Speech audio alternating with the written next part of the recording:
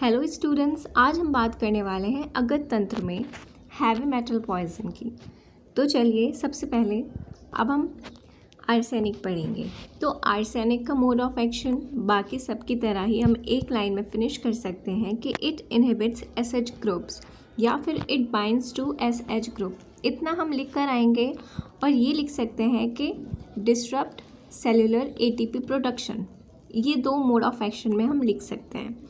लेकिन कॉपर का एक ख़ास मोड ऑफ एक्शन होता है दैट कॉज हीमोलाइसिस। ये क्या कॉज करता है? हीमोलाइसिस कॉज करता है।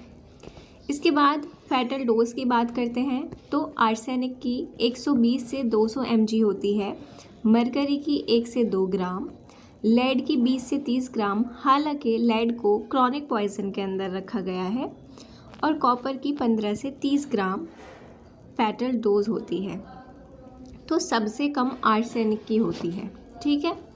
और सबसे कम डोज आर्सेनिक की है तो सबसे कम टाइम भी आर्सेनिक देता है, यानी जिसकी डोज भी कम है, फैटल पीरियड भी कम है। यानी सबसे ज़्यादा ख़तरनाक कौन हुआ? आर्सेनिक हुआ। 2 से 24 घंटे इसका फैटल पीरियड है, 3 से 5 दिन, 1 से 3 दिन, 1 से 3 दिन। तो इनका काफ़ी ज़्यादा है as compare to arsenic.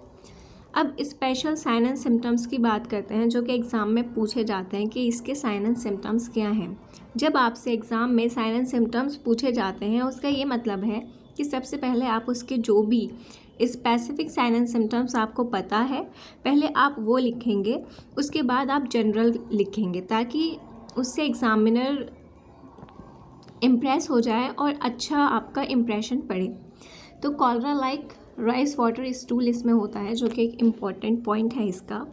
Garlic breath, eldritch measlines is very important. ये वाला ए से आर्सेनिक, ए से एल्ड्रिच मीज़लाइंस याद रखेंगे।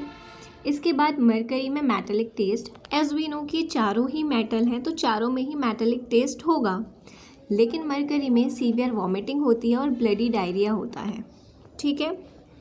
Empty means metallic taste.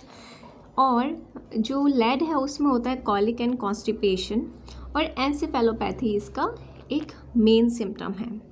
इसके बाद कॉपर, ये तो बताने की भी ज़रूरत नहीं है, ब्लू ग्रीन वॉमिट इसमें होती है, मेटालिक टेस्ट होता है। और हमने इसके मोड ऑफ एक्शन में पढ़ा था कि हीमोलाइसिस होता है, राइट।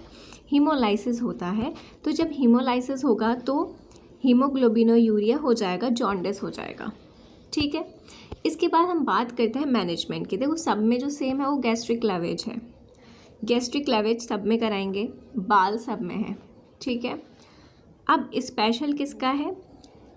पेनिसिलामाइन भी, ये तीनों का है, ये चीज़ याद रखेंगे। और EDTA ये लेड का स्पेशल है, इसे हम याद रखेंगे, ठीक है। इसके बाद बात करते हैं पोस्टमार्टम अपीयरेंस की, जो कि मोस्टली देखो सब में क्या है, हीमरेज। एंड इसमें जो हमें मिलेगा वेलवेट रेड गैस्ट्रिक म्यूकोसा, इसमें कोरोजन ऑफ गैस्ट्रोइंटेस्टाइनल ट्रैक्ट। ये सब एक ही बात कह रहे हैं लगभग, क्योंकि कोरोजन से ही रेड म्यूकोसा हो जाएगी। लेकिन जो हमें याद रखना है वो ये है कि लेड लाइंस मिलती हैं गम्स पर, बर्टोनियन लाइन जिन्हें कहते हैं, ये जिंदा में भी मिलती है और पोस्टमार्टम में भी मिल जाएगी, ठीक है। ये इंपॉर्टेंट है और 2022 में क्वेश्चन आया है इससे। ब्लू ग्रीन वॉमिट होगी, स्टेनिंग। देखो जैसे हमने साइन एंड सिम्टम्स में पढ़ा कि ब्लू ग्रीन वॉमिट होती है, तो जब हम पोस्टमार्टम अपीयरेंस यानी हम उसका ऑटोप्सी करेंगे तो हमें ब्लू ग्रीन म्यूकोसा मिलेगी, राइट। तो ये इसका स्पेसिफिक पोस्टमार्टम अपीयरेंस है। इसके बाद मेडिको लीगल एस्पेक्ट की बात करें तो आर्सेनिक को होमिसाइडल की तरह यूज़ किया जाता है। क्यों? क्योंकि एक टेस्टलेस है, ऑर्डरलेस है, इसीलिए, और कम मात्रा में और कम टाइम में इसमें डेथ हो जाती है, इसी वजह से एज अ होमिसाइड ये बहुत अच्छा है और यूज़ किया जाता है। बाकी के जो 3 हैं वो एक्सीडेंटल हैं, ठीक है। कभी कभी कॉपर को सुसाइडल की तरह यूज़ किया जाता है, बट मोर एक्सेप्टेड आर्सेनिक ही है। आर्सेनिक को हम कभी कभी कॉलरा से कंफ्यूज कर सकते हैं, रिलेट कर सकते हैं। हमें पता नहीं चल पाएगा कि वो आर्सेनिक की पॉइजनिंग है या फिर वो कॉलरा है। तो उसके लिए हमें देखना पड़ेगा, अगर वोमिट के बाद डायरिया हो रहा है तो वो आर्सेनिक का है, और थ्रोट कॉन्स्ट्रिक्टेड है तो वो आर्सेनिक के लक्षण है, अदरवाइज़ वो कॉलरा है। मरकरी, ये क्या कह रहे हैं, मरकरी का यूनिक फीचर क्या है कि रूम टेम्परेचर पर लिक्विड रहता है। और acute poisoning usually merc MgCl2 होता है, ये हमने ऊपर लिखा हुआ है। लेड जैसे मैंने बताया ये क्रॉनिक पॉइजन प्लम्बिज्म इसे कहते हैं, और एक्यूट होता है तो ये एब्डोमिनल पेन करता है, कॉलिक एंड कॉन्स्टिपेशन करता है, राइट, जो कि हमने यहाँ पर पढ़ा है, कॉलिक एंड कॉन्स्टिपेशन होता है।